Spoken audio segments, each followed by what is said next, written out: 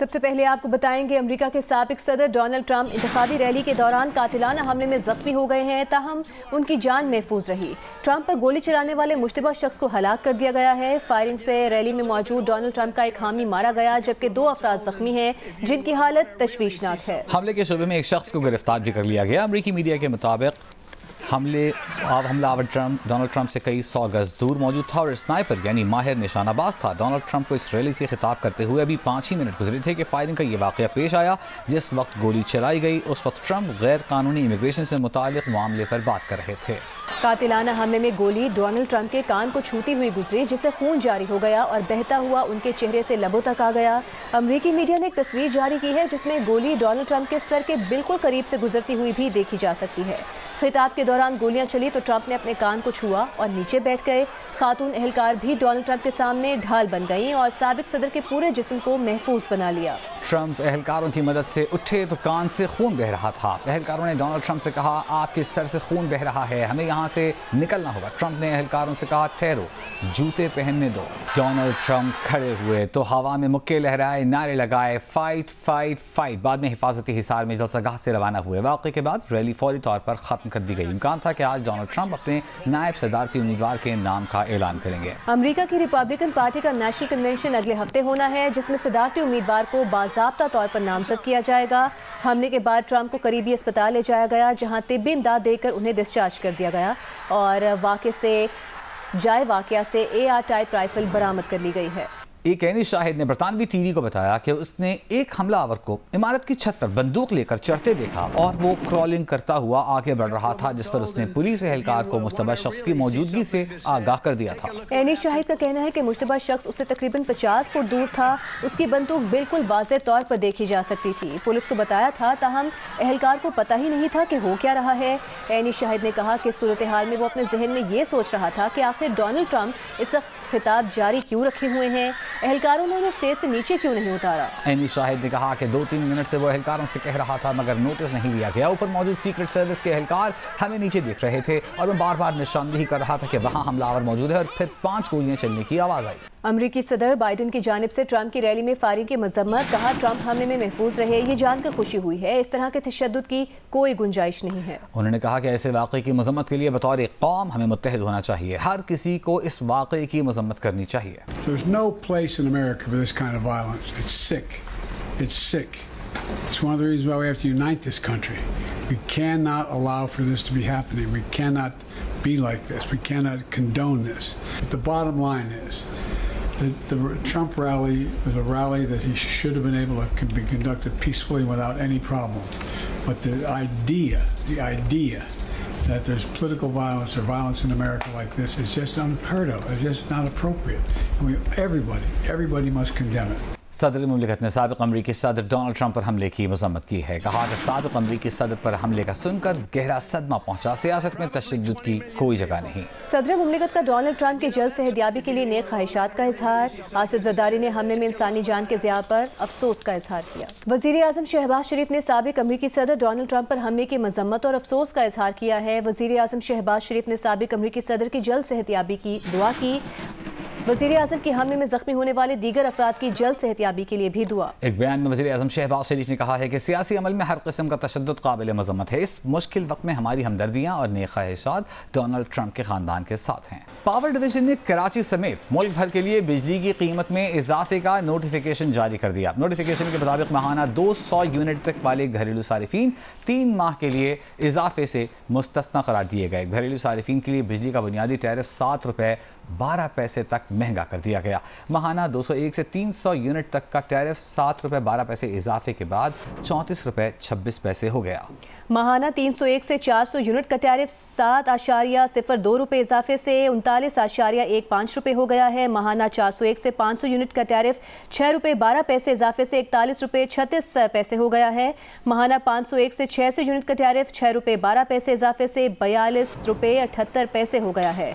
माहाना 601 से 700 यूनिट का टैरिफ सिर्फ 6 रुपये 12 पैसे इजाफे से 43 रुपये 92 पैसे हो गया है। महाना 700 यूनिट से ज्यादा का टैरिफ 6 रुपये 12 पैसे इजाफे से 48.84 पैसे हो गया। टैक्सों को मिलाकर स्लैब के हिसाब से फ़ी यूनिट टैरिफ की मजीद कीमत बढ़ाई जाएगी। महाना 50 यूनिट तक लाइफ लाइन सारिफिन के लिए 1 यूनिट 3 रुपये 95 पैसे का रहेगा। महाना 51 से 100 यूनिट तक लाइफ लाइन सारिफिन के लिए 1 यूनिट 7 रुपये 74 पैसे का होगा। और बिजली के घरेलू सार्फिन पर 1000 रुपये तक फिक्स चार्जेस लगाने का नोटिफिकेशन जारी कर दिया गया है। इस नोटिफिकेशन के मुताबिक बिजली सार्फिन पर फिक्स चार्जेस का इतलाक 1 जुलाई 2024 से होगा। महाना 301 से 400 यूनिट वाले घरेलू सार्फिन पर 200 रुपये फिक्स चार्जेस आयद किए गए हैं। महाना 401 से 500 यूनिट बिजली के इस्तेमाल पर 400 रुपये फिक्स चार्जेस आयद किए गए हैं। महाना 501 से 600 यूनिट इस्तेमाल पर 600 रुपये फिक्स चार्जेस लगा दिए गए हैं। महाना 601 से 700 यूनिट इस्तेमाल पर फिक्स चार्जेस 800 रुपये आयद होंगे। महाना 700 यूनिट से ज्यादा इस्तेमाल पर 1000 रुपये फिक्स चार्जेस आयद होंगे। सनती सारिफिन के लिए महाना फिक्स चार्जेस 184% बढ़ा दिए गए। सनती सारिफिन के लिए महाना फिक्स चार्जेस 440 रुपये बढ़ाकर 1250 रुपये कर दिए गए। बिजली के कमर्शियल सारिफिन के लिए महाना फिक्स चार्जेस में 150% इजाफा हुआ। कमर्शियल सारिफिन के लिए फिक्स चार्जेस 500 से बढ़ाकर 1250 रुपये हो गए।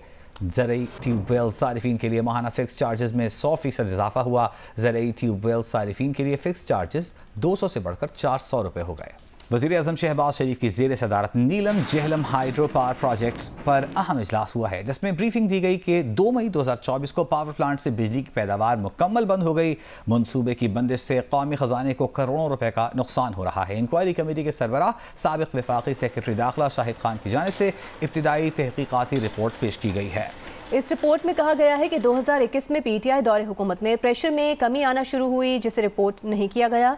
वज़ीर-ए-आज़म ने खराबियों के जिम्मेदारान का तयन करके उनके खिलाफ सख्त कार्रवाई करने की हिदायत करते हुए कहा है कि किस कदर बदकिस्मती है कि इतने बड़े और अहम मनसूबे में मुजरिमाना गफलत बरती गई। मनसूबे का तफसीली जियोलॉजिकल सर्वे क्यों नहीं कराया गया? मनसूबे की थर्ड पार्टी वैलिडेशन न करवा के मुजरिमाना गफलत का इर्तिकाब किया गया। वज़ीर-ए-आज़म ने नीलम जेहलम हाइड्रो पावर प्रोजेक्ट को दोबारा फ़ाल करने के लिए फौरी कमेटी बनाने की हिदायत कर दी है।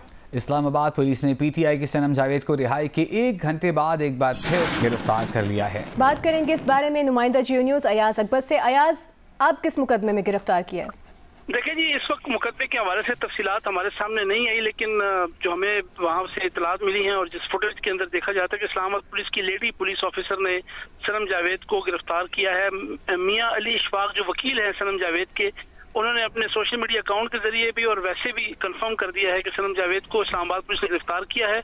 और उनका ये कहना था कि हमने बगैर मज़ामत को जो है उनको इस्लामाबाद पुलिस के हवाले किया और यही कानून का एहतराम करने वालों का रवैया होना चाहिए, और हमने ऐसा ही किया। इस हवाले से भी हम तफसीलात ले रहे हैं कि सनम जावेद को किस मुकदमे के तहत जो है गिरफ्तार किया गया, लेकिन जराए बताते हैं कि FIA के हवाले से भी कहा जा रहा है कि शायद उनके हवाले से कोई और केस अभी पेंडिंग है जिसमें उनकी गिरफ्तारी डालनी है। अभी हम इस्लामाबाद हाल मालूम नहीं हो सका कि मुकदमा कौन सा है, लेकिन उन्हें एक बार फिर गिरफ्तार कर लिया गया है। पीटीआई के रहनुमा असद कैसी ने कहा है कि उनके MNA अमीर सुल्तान को लाहौर से अगवा किया गया है, फौरी रिहा किया जाए। MNA अमीर सुल्तान के अगवा पर अपने रद्द-ए-अमल में असद कैसी ने सवाल किया कि क्या अदलिया की कोई तकरीम नहीं है? अदालती फैसले पर इस तरह खुलम खुला बगावत की जाएगी? उन्होंने पूछा, क्या मुल्क में जंगल का कानून है? क्या इस तरह लोगों की वफादारियां तब्दील कराई जाएंगी? हमारा MNA जनाब अमीर सुल्तान साहब को कल रात अगवा किया गया है कि क्या इस वक्त ये जो अदलिया ने फैसला किया है, ये उनके साथ कन्फ्रंटेशन के लिए उन्होंने ये हमें एक मैसेज दिया है। वो ज़ोर और ज़बरदस्ती से लोगों को कमिटमेंट है या वफादारी है उसको चेंज करने के लिए वो इस किस्म के इक़दाम करेंगे। अदलिया की कोई इज्जत और तकरीम नहीं रही, फैसलों के खिलाफ कुल्ला जो है ना बगावत हो रही है। जो PTI की आज़ाद MNAs हैं उनको आप आज़ाद छोड़ें कि वो अपने मनपसंद जो उसकी ख्वाहिश है और जो उसकी लोगों ने जिसको वोट दिया उसकी ख्वाहिश के मुताबिक अपना फैसला करें। ये उनका कानूनी हक है, उनका आईनी हक है। अगर आप इस तरह ज़ोर ज़बरदस्ती करवाते हैं तो ये ज़ोर नहीं चलेगा। अमीर सुल्तान साहब को फौरी तौर पर रिहा करें। चीफ जस्टिस साहब कौम आपसे इंसाफ का तलबगार है। हमारे अगवा होने वाले MNAs को आप प्रोटेक्शन दे। मखसूस नशिस्तों के केस में सुप्रीम कोर्ट के फैसले पर रद्द-ए-अमल में वकील सलाहुद्दीन अहमद ने कहा है कि सुप्रीम कोर्ट के फैसले पर खुश होने वाले PTI के दोस्त अब supreme court practice and procedure act की मुखालिफत और चीफ जस्टिस पाकिस्तान के बेंचों की तश्कील के हक की हिमायत के अपने फैसले का जायजा ले रहे होंगे। इसी खबर पर बात करेंगे, हमारे साथ मौजूद हैं बैरिस्टर सलाहुद्दीन अहमद साहब। सलाहुद्दीन साहब, आपने लिखा है कि काजी फाइज ईसा का प्रैक्टिस एंड प्रोसीजर एक्ट के हक में फैसला उनका कारनामा है। हालांकि इस फैसले ने खुद चीफ जस्टिस पाकिस्तान को फैसले की अक़लियत में शुमार करा दिया, तो आप क्या कहेंगे इस पर? जी बिल्कुल, देखिए जो अहम आईनी मुकदमात होते हैं उनमें बड़ा ज़रूरी होता है कि एक लार्जर बेंच बने, उसमें तमाम या ज़्यादातर जजेस को शामिल किया जाए और उनकी राय सामने आए। जो फैसला हुआ है मैं समझता हूँ अच्छा फैसला हुआ है कि उसमें जो मखसूस नशिस्तें थी वो एक्विटेबली डिवाइड हो रही हैं और जिस तरीके से इलेक्शन कमीशन ने PTI को बिल्कुल बेदखल किया था वो मैं समझता हूँ कि आईनी तरीका नहीं था और सुप्रीम कोर्ट ने सही उसको करेक्ट किया है। मगर ये चीज सिर्फ इसलिए मुमकिन हुई है क्योंकि माजी में हमने देखा है कि जब भी कोई अहम आईनी मुकदमा आता था तो चीफ जस्टिस अपनी मर्जी की बेंचेस बनाते थे। प्रैक्टिस एंड प्रोसीजर एक्ट के आने के बाद जिस पे अलबत्ता बहुत मुखालफत भी हुई, मगर जब वो प्रैक्टिस एंड प्रोसीजर एक्ट आया और चीफ जस्टिस के इख्तियारात जो हैं बेंच तश्कील करने के, जब उनको शेयर किया गया सीनियर मोस्ट 3 जजेस में, तो उसके बाद मैं समझता हूँ कि इन केसेस में अब वो जो एक ट्रेंड था कि हम ख्याल बेंचेस बनने का, वो पॉसिबिलिटी कम हुई है। गवर्नर सिंध कामरान टिसोरी की सदर कराची में दाऊदी बोहरा जमात की ताहिरी मस्जिद आमद ताहिरी मस्जिद में दाऊदी बोहरा जमात के मरकजी रहनुमाओं ने गवर्नर सिंध का खैर मकदम किया।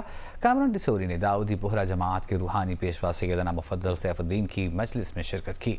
गवर्नर सिंध की दरख्वास्त पर दाऊदी बोहरा जमात के रूहानी पेशवा ने पाकिस्तान की तरक्की और खुशहाली के लिए खुसूसी दुआ भी की।